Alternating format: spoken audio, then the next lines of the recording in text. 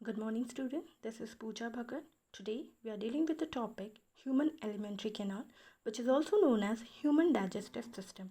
The alimentary canal is basically a long tube extending from the mouth to the anus. What happens to the food once it enters our body? Food intake in human being is through mouth. Chewing food is very necessary for proper digestion as digestion process starts in the mouth itself. Teeth helps in crushing the food.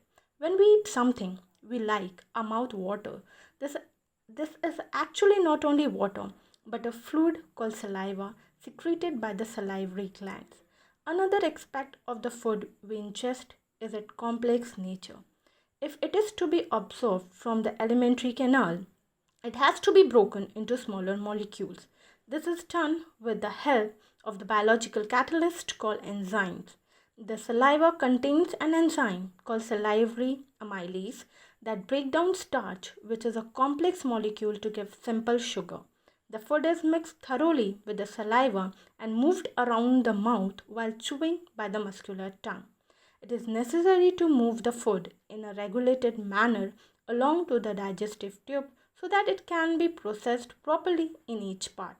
The lining of the canal has muscles that contract rhythmically in order to push the food forward. These peristaltic movements occurs all along the gut. From the mouth, the food is taken to the stomach through the food pipe or esophagus. The stomach is a large organ which expands when food enters it. The muscular walls of the stomach helps in mixing the food thoroughly with more digestive juices. The digestion in stomach is taken care by the gastric glands present in the walls of the stomach.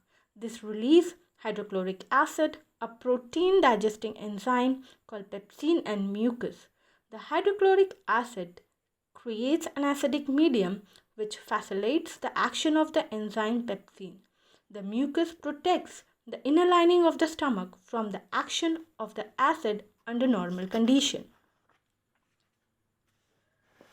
The exit of food from the stomach is regulated by the sphincter muscles which releases it in a small amounts into a small intestine. The food from the stomach, the food now enters the small intestine. This is the longer part of the alimentary canal which is fitted into a compact space because of the extensive coiling. The small intestine is the site of the complete digestion of carbohydrates, proteins and fats. It receives the secretions of the liver and pancreas for this purpose. The food coming from the stomach is acidic and has to be made alkaline for the pancreatic enzymes to act, while juice from the liver completes this in addition to acting on fats. Fats are present in the intestine in the form of large globules which makes it difficult for enzymes to act on them. Bile salts break them down into smaller globules, increasing the efficiency of enzyme action. This is similar to the emulsifying food. The pancreas secretes the pancreatic juice, which contains enzyme like trypsin for digesting protein and lipase for breaking down the emulsified fats.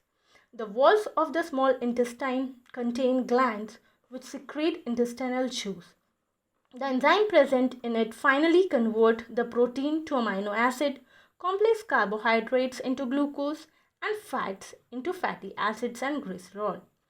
Digested food is taken up by the walls of the intestine. The inner lining of the small intestine has a numerous finger-like projection called villi, which increases the surface area for absorption. The villi are richly supplied with food vessels which take the absorbed food to each and every cell of the body, where it is utilized for obtaining energy, building up new tissues and repair of older tissues. The unabsorbed food is sent into a large intestine where its wall absorbs more water from this material and the rest of the material is removed from the body through anus. Here, point to be noted, the length of the small intestine differs in various animals depending on the food they eat. Herbivores eating grass needed a longer small intestine to allow the cellulose to be digested. Meat is easier to digest, hence carnivore like tigers have a shorter small intestine. Thank you and have a nice day.